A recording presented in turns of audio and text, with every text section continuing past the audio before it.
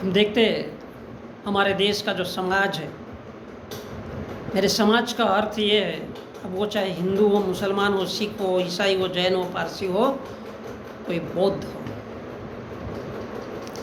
पता है इस देश में समाज का, देश का खंडन क्यों होता है, टुकड़े क्यों होते हैं?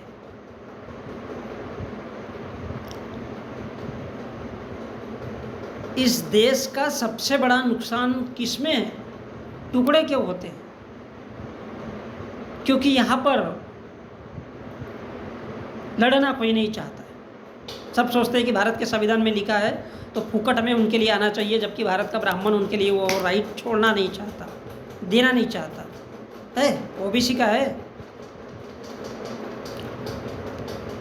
कितने कलेक्टर हैं तेरे इस देश के? प्रशासनिक अधिकारियों में कितने आईपीएस और कितने कलेक्टर हैं इस देश के ओबीसी के लोगों के? क्या कभी ओबीसी के लोगों ने इसका आकलन किया है? नहीं किया है। उसे तो हिंदू बने रहने से फुर्सत नहीं है। तो नुकसान इस प्रकार से देश और समाज का किस प्रकार से होता है? बुरे लोगों से नहीं होता, वो तो सही कर रहे हैं भाई, वो तो तुम्हारे ऊपर राज कर रहे हैं, उनको क्या घंटा फर्क पड़ता है? अगर इज्जत लूटी जा रही है तो तुम्हारे माताओं बहनों की इज्जत लूटी जा रही है, बलात्कार हो रहे हैं तुम्हारे अर्थात इस देश के SC ST OBC के लोगों के माताओं बहनों के बलात्कार होते हैं। सुना है अपने किसी सुप्रीम कोर्ट के ब्राह्मण जज की बेटी का बलात्कार हुआ है, उसके बीबी का बलात्कार हुआ है? मोहन भागवत के किसी खानदान की स्त्री का बलात्कार हुआ है? क्यों इस देश में SC ST और OBC के लोगों के साथ ये बलात्कार और ये दरिंदगी की जो सारे फंडे हैं वो उनके ऊपर रहे? क्यों है? वो इसलिए कि देश हो या समाज हो, उसके जो टुकड़े हैं, उसका जो नुकसान है, वो बुरे लोग नहीं करते।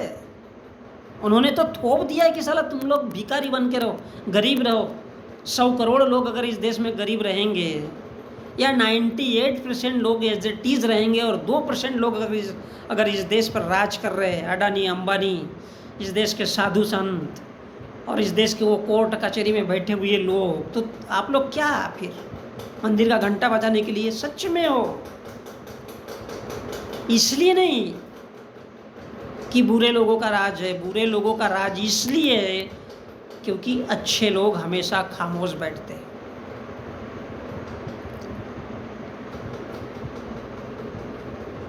अच्छे लोग हमेशा खामोश बैठते हैं। मध्यम वर्ग घंटा किसी को फुर्सत नहीं है। मध्यम वर्ग का हर माँ बाप बोलता है कि मेरे बेटे को इंजीनियर बनाऊंगा, डॉक्टर बनाऊंगा, प्रोफेसर बनाऊंगा, वकील बनाऊंगा, और क्या क्या है वो बनाऊंगा। ज़्यादा से ज़्यादा बोलेगा जज बनाऊंगा, टिकट कलेक्टर बनाऊंगा, ट्रेन में चलेगा, कमाई का सोर्स होना बस। ये मध्यम वर्ग करना क्या है उसको? और जब ये कोई कलेक्टर और ये सब बन जाता है, उसके बाद क्या करता है वो? उसके बाद क्या करता है वो? बोलता है नहीं, अब एक सुंदर सी लड़की चाहिए, उसके बाद उससे शादी विवाह करना है, घर बसाना है, ख़त्म। ये अच्छी बात है कि ये लोगों को अपने बच्चों को पढ़ाने लिखाने के लिए किसी के पास भीख नहीं मांगना पड़ता। बाकी के जो इस देश के गरीब लोग हैं उनको भीख ही मांगना पड़ता है। बस इतना सा फर्क है। तो अच्छे लोगों को जब चुप्पी साधना पड़ता है और वो चुपचाप पड़े रहते हैं, इस बात से इस देश को नुकसान होता है। और दिक्कत यहाँ पर होती है कि अमीर को घंटा फुर्सत ही नहीं है। अंबानी को देखो, अडानी को देखो, उनको कोई बोलेगा, उनको क्या गरज है? वो तो एक दिन में पूरे देश को तबाह कर सकते।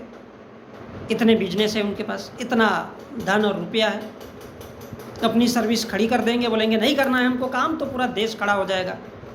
क्या इस देश के गरीब को कोई फर्क पड़ेगा? वो रोएगा रेलवे स्टेशन पे, प्लेटफार्म पे, यहाँ वहाँ रोएगा, हाँ भैया ऐसा ही हो गया, मरना तो है।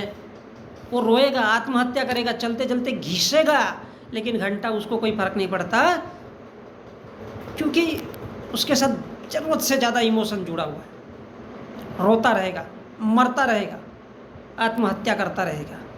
और इस देश का मध्यम वर्ग जो थोड़ा पढ़ा लिखा है लेकिन घंटा उसको लेना देना नहीं है, वो क्या सोचता है, अरे ये मेरा काम नहीं है। साला गरीब आदमी नहीं सोचता मैं क्यों सोचूं, और अमीर आदमी को लगता है साला ये लोग नहीं सोचते हम क्यों सोचें, हम तो अपना जेब भरेंगे, इंजॉय करेंगे लाइफ को और इस देश पर शासन भी करेंगे। आज अगर अडानी और अंबानी को, दो लोगों को अगर इस देश में अपने अपने कारोबार के लिए पूरी तरह से छूट दे दिया जाए तो भारत को कच्चा खा जाएंगे। भारत की पूरी पॉलिटिक्स उनके हाथ में चली गई, ये समझ लो। तब भारत में क्या बचेगा? संविधान क्या है? एक ढांचा है। सुप्रीम कोर्ट में तो ब्राह्मण जज बैठे हुए, जो भी आएगा जो पैसा देगा उसके हित में न्याय दे देंगे। अब बचा कौन? इस देश का मध्यम वर्ग और गरीब, जिनको घंटा फुर्सत ही नहीं है। तो ये देश में ऐसे ऐसे लोग हैं, अमीर को जरूरत नहीं है, अमीर को जरूरत नहीं है भाई इस बात को बोलने की, और मध्यम वर्ग को लेना देना नहीं है, क्योंकि वो क्या सोचता है, मैं भला और मेरी चड्डी भली, मैं भला मेरी चड्डी भली, मैं क्यों इधर उधर तामझाम करूं, नौकरी से आना है घर में बैठना है। लेकिन वो विचार मंथन चिंतन उसको घंटा लेना देना नहीं है, क्योंकि उसको भी मालूम है कि बजाना तो मंदिर का घंटा ही है, करना तो गुलामी ही है, करना तो नौकरी ही है। और इसलिए, और गरीब को होश नहीं है, अकल नहीं है, दिमाग नहीं है, और इसलिए देश और समाज का जो नुकसान होता है वो बुरे लोगों से नहीं होता। बुरे लोग आ जाते हैं, 10-20 लोग मिल करके तलवार लेकर के आ जाते हैं, 2-4 की हत्या कर देते, इस देश में घर जला देते। बुरे वो लोग नहीं हैं, बुरे वो लोग हैं जो इन बातों को समझने के बाद चुपचाप खामोशी से झेल लेते। क्योंकि इस देश का कानून तब आता है, इस देश के सुप्रीम कोर्ट में अगर जाओगे तो पहले से सावधान नहीं होता। वो बोलता है पहले केस फाइल करो, उसके बाद में ही हम उसका फैसला सुनाएंगे। भारत की क्या ये न्याय प्रणाली है या होना चाहिए? उसको तो अपने सीट से उठ करके वहाँ पर जा कर के देखना चाहिए कि क्यों हो रहा है इस इलाके में ऐसा। उसको पता है कि जब इस देश में न तो जनता जानती है, न अमीर को लेना देना है, न मध्यम वर्ग को, क्योंकि सबके सब जो जितने भी अच्छे लोग हैं साले सब बैल है, सब खामोश है, और इसलिए देश और समाज का नुकसान होता है। तो बोले हम क्यों घंटा उनके बीच में जाए, मरने तो मरता है, मरते तो इस देश की जनता अगर मरती है, कटती है, पिटती है, घंटा हमको क्या लेना देना, हम तो नौकरी करेंगे, हमको ऑफिस दिया गया है, तो कौन सा कानून इस देश में काम करेगा। और इसलिए देश चाहे कोई भी हो, बुरे लोगों से कभी भी वो देश खराब नहीं होता है। जिस देश में समझदार पढ़े लिखे वर्ग के लोग, चाहे वो इंजीनियर हो, डॉक्टर हो, प्रोफेसर हो, वकील हो, ये समझने के बाद अगर वो चुपचाप हो जाते, उससे देश का नुकसान होता है और उससे देश बर्बाद होता है।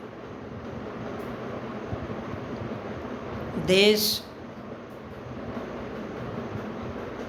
अच्छे लोगों से चुप रहने से बर्बाद होता है, ना कि बेईमान या भ्रष्टाचारी या उल्टी सीधी अनर्गल बातें करने वाले लोगों से।